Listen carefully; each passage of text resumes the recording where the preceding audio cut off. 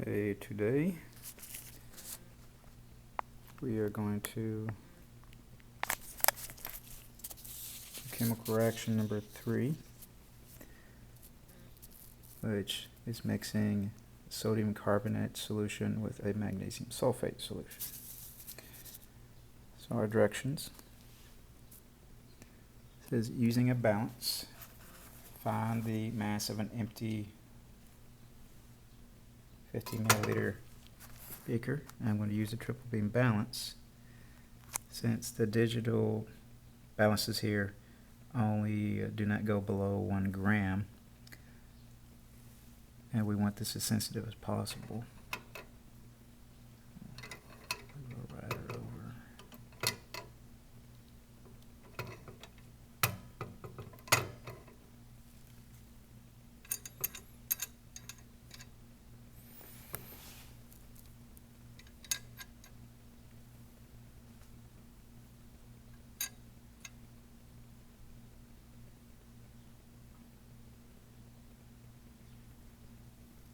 So 30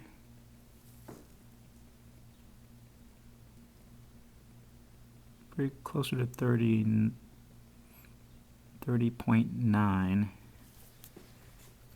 grams. So on our paper, for mass of empty 50 ml beaker, 30.9 grams.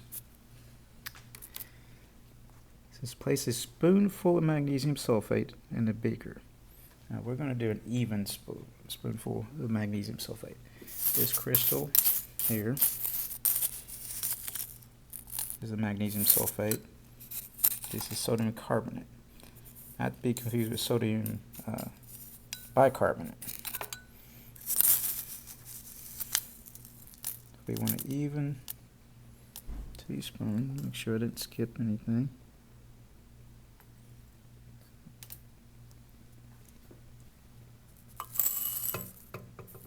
Masses again in a minute.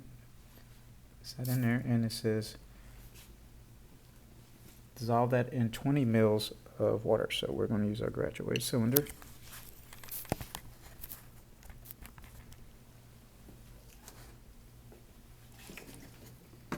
Tap water is probably okay for this kind of experiment. We'll go ahead and use distilled water.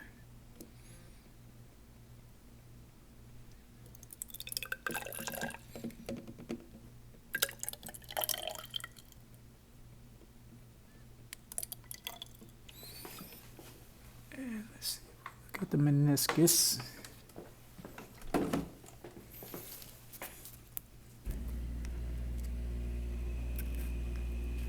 It's a little over.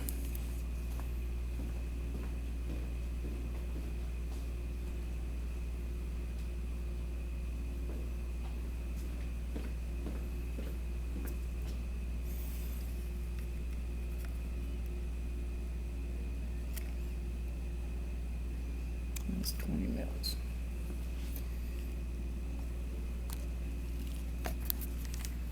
So we take that and pour it in here.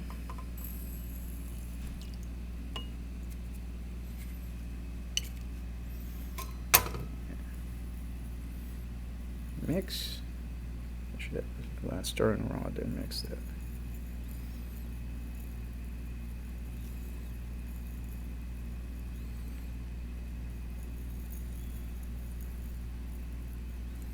We're making our magnesium sulfate solution.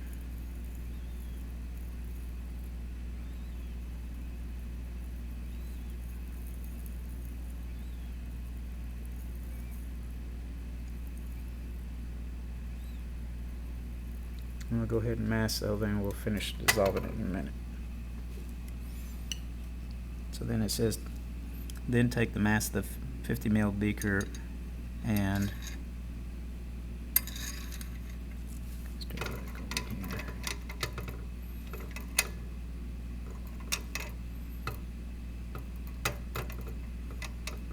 your magnesium sulfate solution.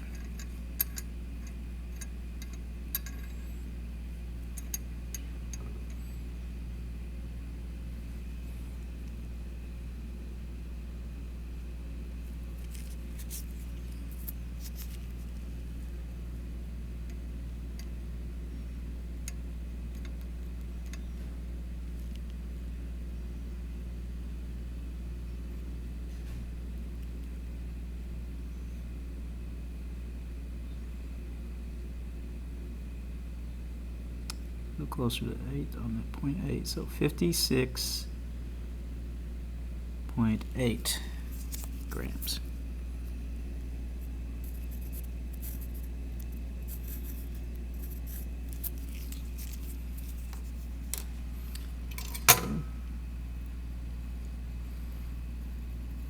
Let's make sure this is dissolved before we try our reaction.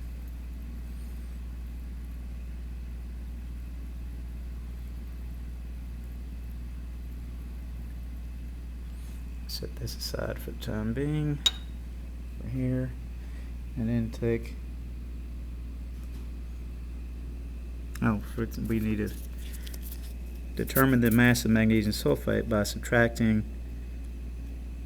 30.9 from 56.8.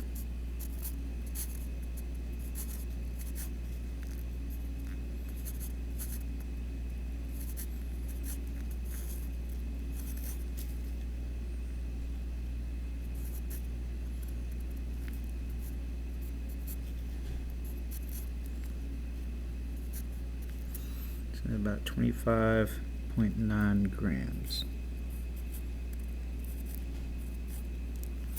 The mass of our solution.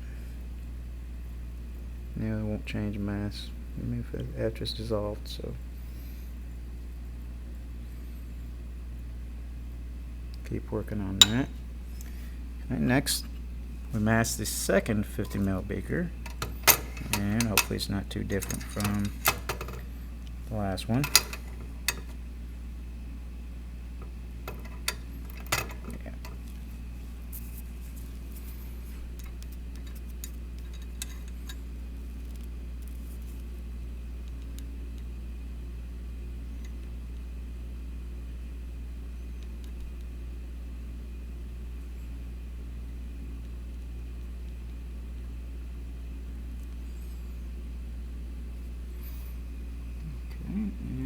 And we have 30.9 grams for the second beaker. And depending on where these are made, if they're made by the same company, you can get variation in the beaker mass. Next, we put a spoonful of sodium carbonate, and we want an even spoonful, not a heaping spoonful. We want it all dissolve. Place that in our beaker, and then we measure out another 20 mils of water.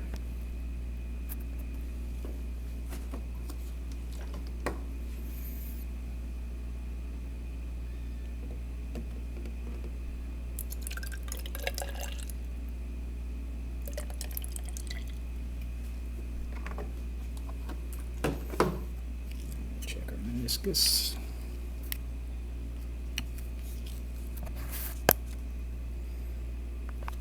Needs a little more.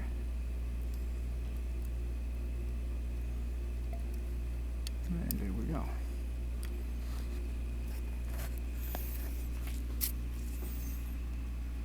Put it here.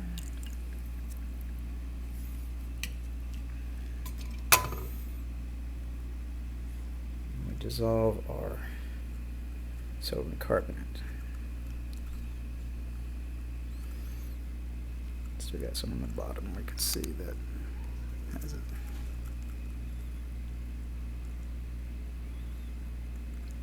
We'll make sure it's all dissolved. We'll go ahead and mask that with the sodium carbonate in the water.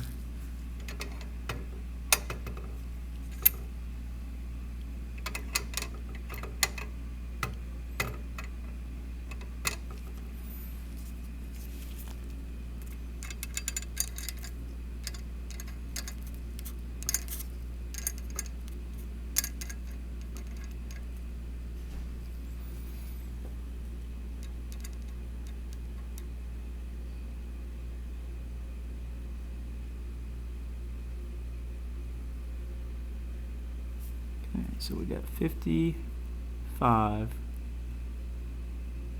It's a little closer to 5, so instead of saying 55.54 or something, or 5, we'll go ahead and say 55.5.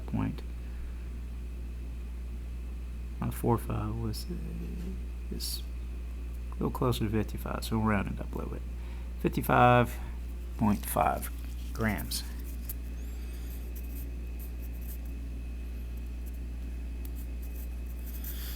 Now the mass of sodium carbonate solution. We'll take 55.5 grams, subtract our empty beaker.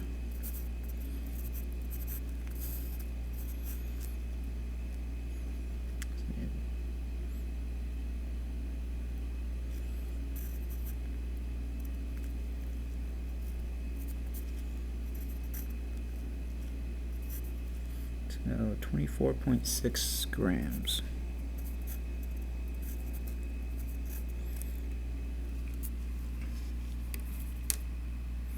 Now we're still working on getting all this dissolved.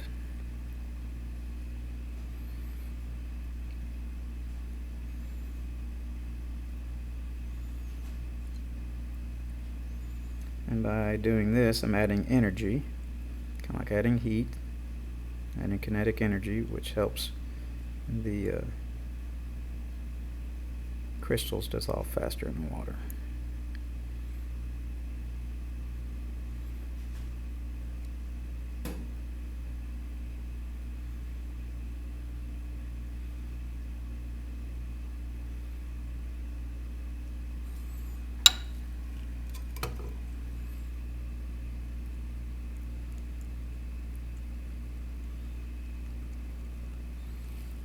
Notice this is kind of making a white powdery looking solution. Still working on getting all this dissolved in this. And that's becoming out more clear once it's dissolved. This is more cloudy, if we were to describe it.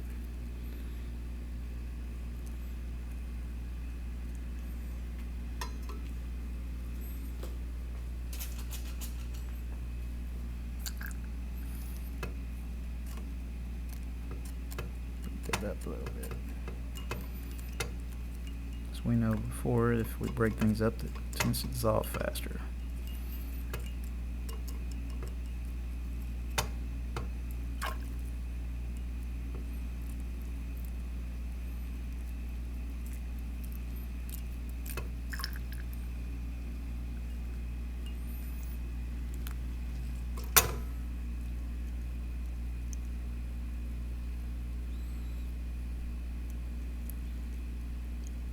So we got some pieces in there. So we got to be careful about how much we put in. We don't want to put in too much, and then it won't dissolve. Okay, this is pretty much dissolved.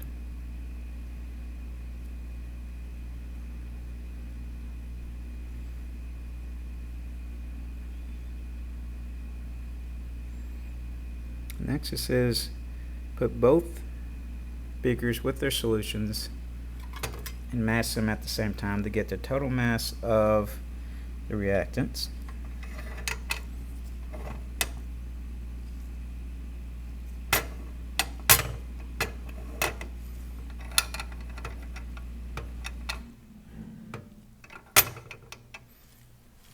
Okay.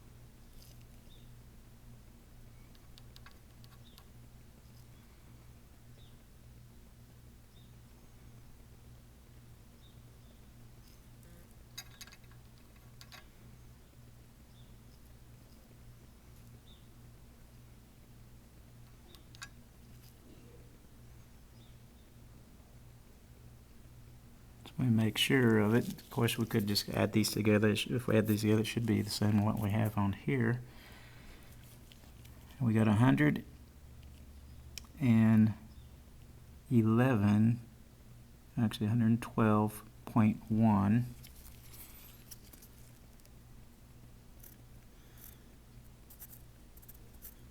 grams total.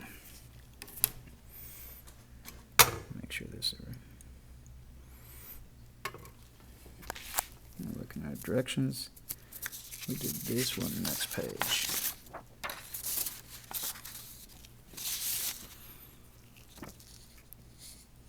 We did that. Place the two filled beakers on a balance, total mass. Carefully pour the contents of one beaker into the other. Observe the reaction. Of course, once you observe the reaction, you'll want to, down here someplace, write your observations. It's not any place on this data table, but you can write what you saw happen when the two solutions are mixed. So,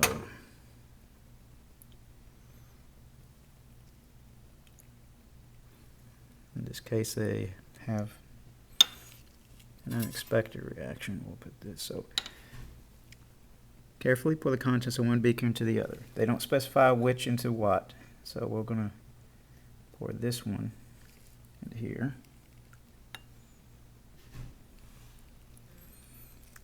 And it appears to have made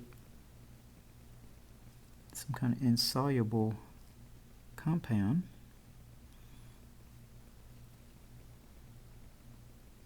Not only cloudy, so this almost looks solid and kind of spongy. So see, it looks quite a bit turned a lot much whiter.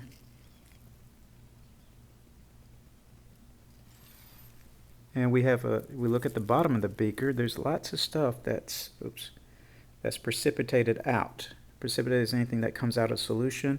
If you look at the bottom, you can see some solid material that settled out on the bottom.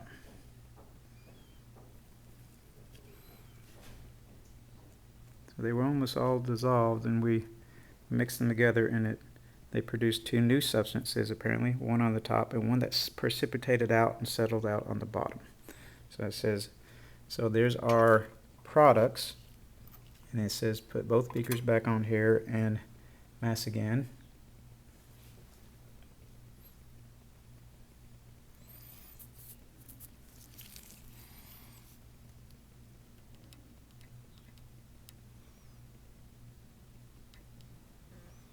Again, triple beam balance is more sensitive. So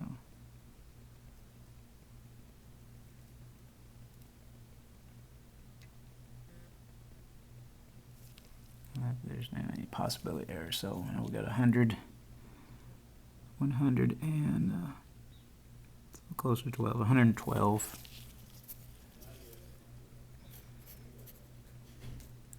Grams. We might have lost 0.1 grams somehow. That could just be number of things, or just a error in the instrument. This is after completing the experiment, answer the following question to guide your analysis. Did a chemical reaction occur when you added the magnesium sulfate to distilled water? To the distilled water, no, it just made a solution. It just mixed. We didn't see anything, any sudden changes. So number 2, did a chemical reaction occur when you added the sodium carbonate to the distilled water? No, it just dissolved. So we just made a solution. We didn't see any evidence of a chemical reaction. We didn't see a change in color or precipitate or anything like that. And then what I answered a while ago was actually the answer number 3. Did a chemical reaction occur when you poured the contents of one beaker into the other, mixing the sodium carbonate solution and magnesium sulfate solution? Yes. And again, we have a precipitate and two different phases here. And one precipitated out, kind of solid in the bottom, you can see it moving around, and the kind of milky white solution that's on top now. The principal conservation mass states that the number of atoms present before a chemical reaction equals the number of atoms present after the reaction. Consider this as you answer this question to compare the total mass before the reaction with the total mass after the reaction. Does the mass seem to be conserved during the reaction? Yes. Now this could be easy error, that little difference there. We had 112, well, it's 112 grams before. We end up with 112 grams after. We didn't lose any. We didn't gain any. From all practical purposes, it's the same. and then complete the following chart for each element involved in this reaction. And this is like the other ones we've done before. Make sure you balance your chemical equation.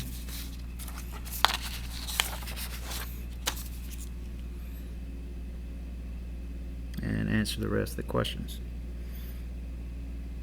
What type of chemical bond connects the 3 oxygen atoms and the carbon atom and the carbonate ion found inside the magnesium carbonate molecule and inside the sodium carbonate molecule?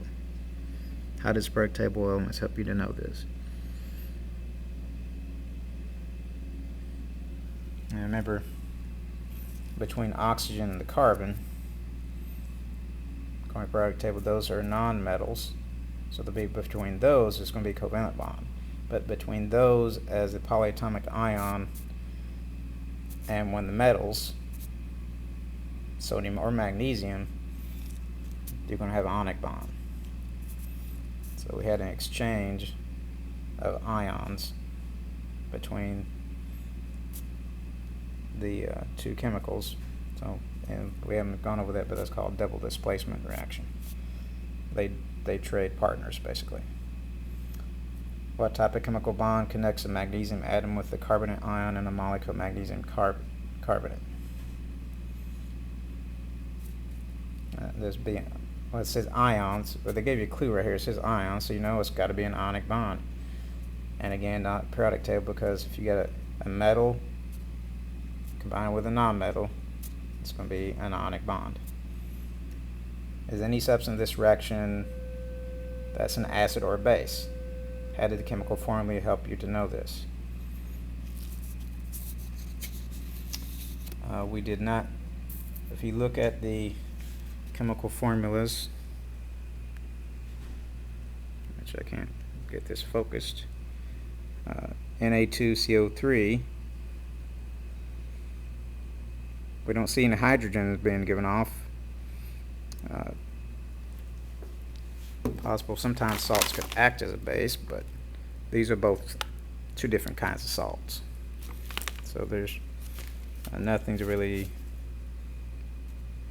So these both can be conjugate bases and be turned into acids. Therefore, they could act as a base.